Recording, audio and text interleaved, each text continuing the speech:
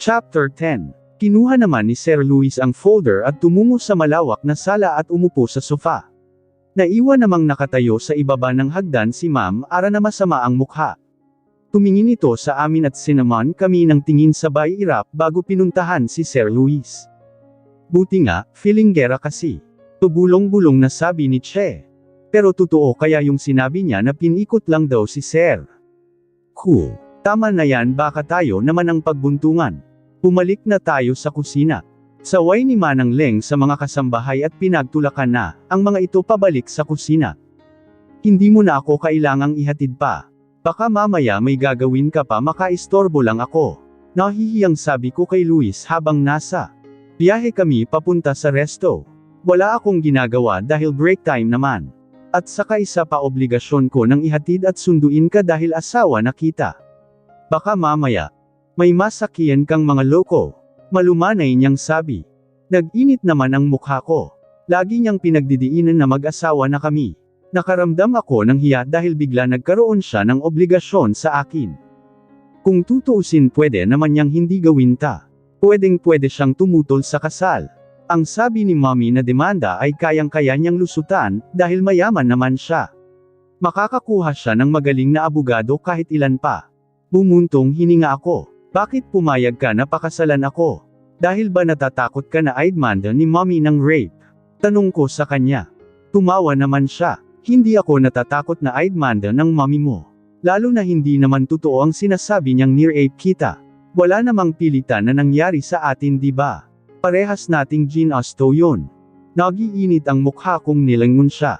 Talagang pinaalala pa niya ang gabing yun. Kung hindi ka pala natatakot, bakit pumayag kang pakasalan ako? Dahil tama naman ang Mommy mo. Baka magbunga yung nangyari sa atin. Hindi naman imposible yun dahil wala akong proteksyon noong gabing yun. Bahagya akong napasimangot. Para kasing nakukulangan ako sa sagot niya. Pero hindi naman sigurado na mabubuntis ako. Paano kung after 1 month or 2 months wala naman talaga? Maghihiwalay na tayo. Bigla siyang napalingon sa akin na nakakunot ang noo. Anong maghihiwalay? Parang hindi naiintindihang tanong niya. Ang sabi ko kapag hindi naman talaga ako nabuntis maghihiwalay na tayo. Of course not. Aniya sa medyo mataas na boses. Napataas naman ang kilay ko. I mean, mag-asawa na tayo sa papel, totoong mag-asawa. Mabuntis ka man o hindi magsasama pa rin tayo. Nakangiting paliwanag niya pa. Ngumuso ako, paano naman ang mga babaeng dinidate mo? Kasal na tayo ibig sabihin putol na ang pagkabinata mo. Isa pa yon sa medyo inaalala ko. I don't mind. Pero pinapangako ko sa'yo magiging loyal husband ako. Napakagatlabi, ako. Pilit kong tinatago ang kilig na nararamdaman ko. Bakit parang okay lang sa'yo na kinasal tayo? Dahil gusto kita. Tahasang sabi niya nang ngiting-ngiti pa. Nag-init na naman ang mukha ko, gusto mo ko. Hindi naman ako magpapakasal sa'yo kung hindi kita gusto. Gaya ng hindi ka rin papayag kung hindi mo ko gusto. Sinong may sabing gusto kita? Nauutol kong tanong. Lumingon siya sa akin na may malawak na ngiti ko. Ikaw ang unang nagsabing gusto mo ko noong gabing yun. Nang haba ang nguso ko at parang lumiliyab na ang mukha ko sa init. Hindi ko matandaan, lasing ako nun Natatandaan ko naman talaga na sinabi ko yun. Ayoko lang aminin dahil nahihiya ako. Ngumisi siya. Buti pa ako natatandaan ko. Hindi na lang ako sumagot at tumingin na lang sa labas. Ayokong makita niya ang mukha kong parang kamatis na sa pula. Tumawa siya. Anyway, bukas pala pwede ka nang umuwi sa bahay natin. Bahay natin. Tumango siya at ngumiti. Mag-asawa na tayo kaya ang bahay ko ay bahay mo na rin. Bahagyang napaawang ang labi ko. Parang wala lang sa kanya na bahay ko na rin ang bahay niya. Lagi na lang akong nasusupresa sa mga sinasabi niya. Siguro dapat na akong masanay. Hindi pa ako nakakapunta sa bahay niya pero siguradong maganda yon. Nasa hitsura niya kasi na parang ayaw niya sa mga pangit na bagay. Mabuti na lang maganda ako. Lihim akong napangiti sa sarili. Tumikim si Luis. Lumingon ako sa kanya. Anong iniisip mo? Wala. Nakangusong sabi ko. Ngumiti siya. I know shock ka pa sa biglaan pagpapakasal natin.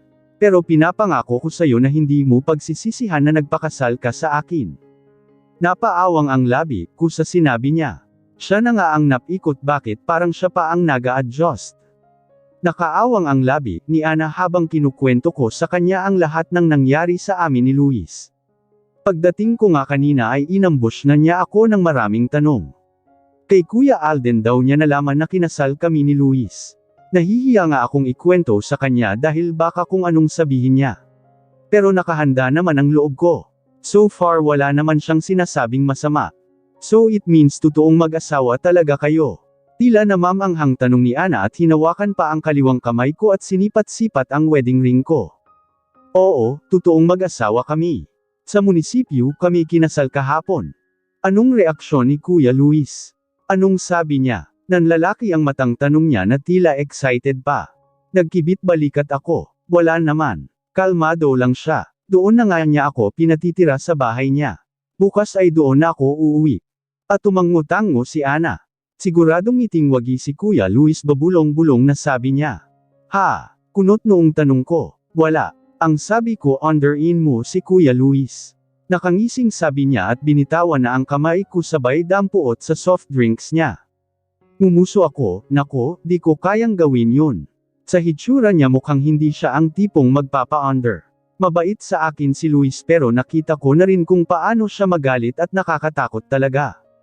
Try mo. I'm sure willing pa siya. Aniya at ginalaw-galaw pa ang kilay. Sinimangutan ko siya, ama ka na nga, kung ano-anong tinuturo mo sa akin. Umajijek siya. Suggestion lang naman ang sa akin. Napailing-iling na lang ako ay dinampot na rin ang bote ng soft drinks ko at ininom. Kung ano-ano pang suggestions ang sinasabi sa akin ni Ana.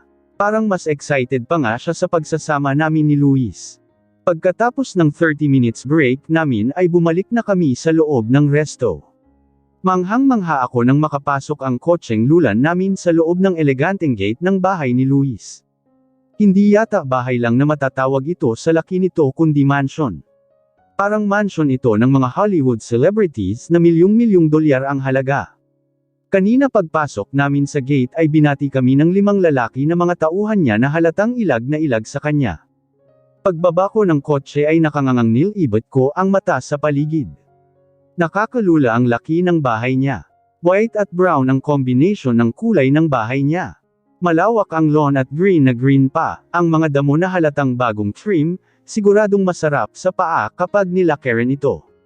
Meron pang modern water fountain sa gitna ng lawn. May malawak na porch pa sa harap ng mansion na may mga couch. Sa bukas na malaking pandalawahang pinto ay kita ko, ang sahig na marmol na nangangintab pa at nasisilip ko rin, ang malaking chandelier. Siguradong mas magarbo pa sa loob ng mansion. Do you like our house? Antag sa akin ni Luis. Nakanganga pa ring lumingon ako sa kanya. Ngumiti naman siya. Oo, ang ganda ng bahay mo at sobrang laki. Hindi na nga bahay tae kundi mansion na. Sabi ko. Tumawa naman siya. Mansion ito ng namayapang lolo ko na ipapamana niya sana kay daddy, kaso maagang namatay kaya sa akin na niya ito pinamana. Pinarenovate ko ito kaya mukhang bago. At mula ngayon bahay mo na rin ito. You can do whatever you want here baby. You have my permission. Sabi niya na hinapit pa ako sa bewang. Nag-init naman ang pisning ngumiti na lang ako, ramdam ko ang init ng malaki niyang kamay na nasa bewang ko. Nakita ko si Gordon at ang isang tauhan na binababa na mula sa kotse, ang 2 luggage ko at isang bag. Hindi ko naman dinala lahat ng damit ko at gamit. Good morning po Ma'am Ivana. Nakangiting bati sa akin ni Gordon. Pinati din ako ng isang tauhan. Good morning din sa inyo mga kuya. Bati ko rin. Sige na Gordon, Nanding, dalhin nyo na yan sa loob. Utos ni Luis. Opo sir. Agad namang tumalima ang 2 at tig-isa nilang binitbit ang malita. Magandang umaga po sir, ma'am, nandito na pala kayo. Nakangiting bati sa amin ng may edad na babaeng kalalabas lang na nakasuot ng scrub suit na kulay blue. Magandang umaga din Manang Leng. Siya nga pala, this is my lovely wife Ivana. Baby she's Manang Leng the head servant. Pagpapakilala sa amin ni Luis sa babaeng may edad na. Ngumiti ako at nilahad ang kamay kay Manang Leng, kamusta po Manang? 2 kamay na tinanggap ni Manang Leng ang kamay ko. Malawak din ang ngiti niya. Ay, ayos lang ako ma'am. Tama si Sir Lovely nga kayo.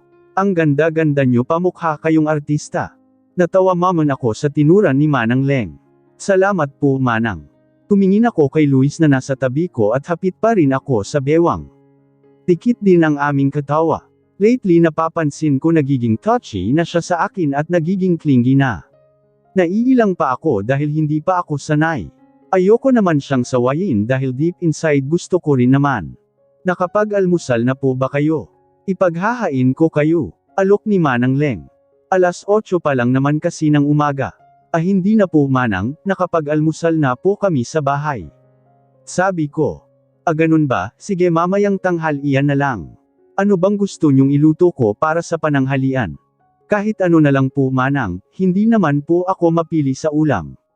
Sabi ko. Relyenong bangus Manang at chopsay na may atay ng manok at itlog ng pugo ang paborito niya. Sagot ni Luis. Ay ganun po ba, sige yun ang lulutuin ko mamaya. Tila excited na sabi ni Manang Leng. Napaisip ako sa sinabi ni Luis. Paano niya kaya nalaman na yon ang paborito kong ulam? Wala naman akong natatandaan na sinabi ko sa kanya. For sure sinabi ni Mommy. And speaking of Mommy, namimiss ko na agad sila ni Yaya Daling. Pero sabi naman ni Luis anytime pwede silang pumunta dito at pwede rin, akong umuwi sa bahay namin paminsan-minsan at dapat daw kasama siya. Pumasok na kami sa loob ng bahay. At tama nga ako, kung magarbo sa labas mas magarbo sa loob. Agaw pansin ang grand staircase na nangangintab at sa tuktok nito ay meron pang crystal chandelier. Sa ibaba ng grand staircase sa may gilid ay meron pang grand piano. Ang lawak din ng living room na may pa L-shape na couch na magkaharapan. Nakikita ko lang ang ganitong hitsura ng loob ng malaking bahay sa social media. At sa bahay din pala ni Ana na mansion din. Grabe iba talaga ang mayayaman. Tumitira sa malapalasyong bahay. Aaminin ko nangangarap din akong tumira sa ganitong bahay kaya nga nagsisikap ako. Pero ngayon natupad na. Dito na ako titira. Pero syempre iba pa rin ang bahay namin na iniwan ni Daddy. Espesyal yun sa puso ko. Nakaramdaman ako ng lungkot ng maisip, ang bahay namin na maririmata kung kunin ng bangko. Sana makahanap na ng paraan si Mommy. Bigla akong napaisip at tumingin kay Luis na nagsasalita sa tabi ko habang kinukwento niya ang history ng bahay. Humingi kaya ako ng tulong sa kanya. Siguradong maning-mani lang sa kanya ang 8.5 million. Pero nakakahiya naman. Maya-maya ay lumapit sa amin ang 3 kasambahay na pinatawag ni Luis kay Manang Leng para makilala ako. Lahat sila ay may malawak na ngiti at tila excited pa na makilala ako. Hello po ma'am, ako po si Che, 25 years old po. Tubong Bicol po ako at 5 taon na po akong naninilbihan dito. Pagpapakilala ng kasambahay na medyo kayumanggi, ang balat at kulot ang buhok. Ako naman po si Ona, 30 years old. Taga Pangasinan po. 7 taon na po akong naninilbihan dito sa mansion. Dati po akong payat at dito na rin po tumaba. Anang malusog na kasambahay na mukhang may kadaldalan. Ako naman po si Lucy ma'am, 27 years old. Taga Tacloban naman po ako at 5 taon na rin pong namamasukan dito. Ngiting-ngiting pagpapakilala ng babaeng may kapayatan at matangkad pero, masiglan-masigla naman ang aura. Ako naman taga Capiz ma'am, 57 years old na ako at 20 taon ang naninilbihan sa pamilya ni Sir. Ani Manang Leng. Natutuwa akong makilala kayong lahat. Nakangiting sabi ko. Mukha silang masiyahin at mababait. Si Manang Leng naman ay parang si Yaya Daling. Naku ma'am ang ganda-ganda nyo nga. Kapag may iuutos kayo ma'am sabihin nyo lang po sa akin. Masipag po ako at talented pa. Bukod kay Manang Leng sa aming 3 ako lang ang marunong magluto. Magaling din po akong kumanta. Sa probinsya nga namin madalas akong mag-champion sa mga barangay singing contest. Pagbibida ni Che. Ay ako din ma'am masipag at talented din. Bukod sa masarap akong magtimpla ng kape magaling din akong sumayaw ng cha-cha. Tinuruan ako ng lolo ko noong buhay pa. Di papatalong sabi ni Lucy at nagsample pa ng step ng cha-cha. Iniungasan naman siya ni Che. Ako din ma'am. Walang nagtatanong kung ano ang talent nyo. Masungit na sabat ni Luis na ikinaputol ng sasabihin sana ni Ona. Kunot noong nilinggan ko naman siya. Salubong ang kilay niya pero agad ding nagparte at umaliwalas. Ang mukha nang tumingin sa akin. Tumikim siya. Sige Ona, anong talent mo? Ano sir, magaling po akong maglaro ng Chinese garter. Kumakamot sa ulong sabi ni Ona. Anong laro yun? Kunot noong tanong ni Luis na tila nenas. Naku, larong pangdukha yun sir, di po yun midgets ng mga mayayaman na tulad nyo, ay sorry po. Biglang bawi ni Ona nang sikuhin siya ni Lucy. Nahihintukutang tumingin sila kay Luis at yumuko.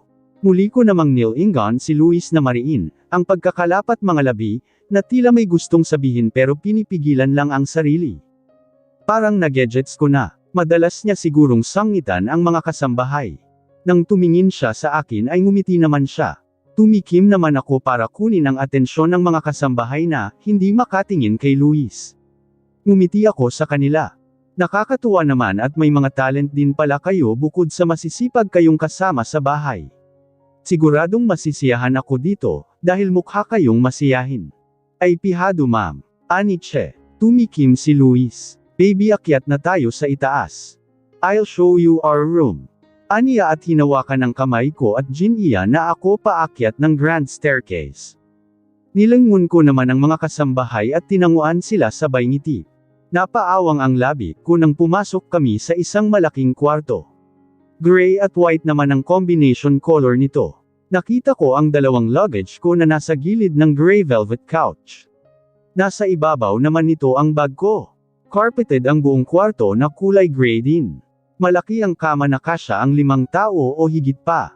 Sa ceiling ay may nakasabit na modern LED chandelier na hugis parisukat. Ito ang kwarto ko at ngayon ay kwarto mo na rin. Sabi ni Luis at hinawi ang makapal na kurtina. Tumambad ang floor-to-ceiling na salamin at kitang-kita ang labas pati na ang balcony. Nag-init naman ang mukha ko sa sinabi niyang kwarto ko na rin itong kwarto niya. Dahil mag-asawa na kami, normal lang na magsama kami, sa isang kwarto at magtabi sa kama. Ibig sabihin mauulit-ulit yun. Ipinilig-pilig ko ang ulo. Parang liliyab na ang mukha ko sa init. Are you okay? Lumapit sa akin si Luis. Oo, nauutol na sabi ko at gumala ang mata sa paligid ng kwarto. Sigurado ka, namumula ang mukha mo o. Malambing na sabi niya na titig sa akin at hinaplos pa ng daliri niya ang pisngi ko. Ano mainit, naiinitan ako. Nauutol na sabi ko at kunwaring pinaypay ang kamay sa mukha. Ngumisi naman siya, mainit, pero halos nakatodo na ang aircon dito sa kwarto. Ah, nasaan pala yung banyo? Tanong ko at lumangaling nga. Ayokong pag-usapan ang sinabi ko kanina. Mabubuko lang ako. Tumawa siya at tinuro ang isang pinto. Tinungo ko naman ito at binuksan sabay sarado ng pinto. Sumandal ako sa likod ng pinto sabay hawak sa kumakabog na dibdib. Grabe talaga ang epekto niya sa akin. Para siyang bagyong kayang-kayang give-in ang buong sistema ko. Kung ngayon pa nga lang ay ganito na, ang nararamdaman ko paano pa kaya sa mga susunod na araw. May pagkamarupok pa naman ako. Kumugot ako ng malalim na hininga at ginala ang mata sa loob ng banyo. Malaki din ang banyo at may cubicle shower pa. Ngunit napaawang ang labi ko nang makita ang bathtub na katabi lang ng cubicle shower. Nilapitan ko ito at hinipo ng kamay ang edge. Modern ang style ng bathtub. Matagal ko nang pangarap na magkaroon ng bathtub ang banyo ko sa bahay. Nakakalublab lang ako sa bathtub kapag natutulog ako sa hotel noon kapag may out of town kaming gala ni mommy. Pero ngayon mukhang mapapadalas na ang paglulublab ko dito. Here baby, ito ang cabinet mo. Dito mo na lang ilagay ang mga damit mo. Pero kung hindi magkakasya ilagay mo na lang sa cabinet ko. Sabi niya. Nandito kami sa closet room niya kung saan organized na nakahilera na parang mga paninda sa mall, ang mga branded na damit niya, sapatos, at kung ano-ano pa. Sumisigaw ng karangyan ang closet room niya. Nakakalula at nakakapanliit. Samantalang ako ang mga dala ko lang ay mga mumurahin kong mga damit. May mga branded naman ako pero mga 4 na piraso lang na damit. Pero di bale nang mumurahin basta maganda ang kalidad. Pinuksan ko na ang malito ko at isa-isang nilabas ang mga nakatuping damit ko at nilagay sa cabinet ko. Gusto mong tulungan na kita? Alok niya. Hindi na kaya ko na ito. Tanggi ko at nginitian siya. Tinuon ko ang atensyon sa ginagawa. Pero nagulat ako nang bigla niya akong yakapin sa likuran at pinatong ang baba sa balikat ko. Nag-init naman ang mukha ko dahil damang-dama ko, ang init ng katawan niyang lumulukob sa akin. Tila nagwawala na rin ang puso ko sa lakas ng kabog nito. I'm so happy right now baby, bulong niya. Luis. Mahinang sambit ko sa pangalan niya at lumingon sa kanya, ngunit kasabay niyon ay pagsakop niya sa labi ko.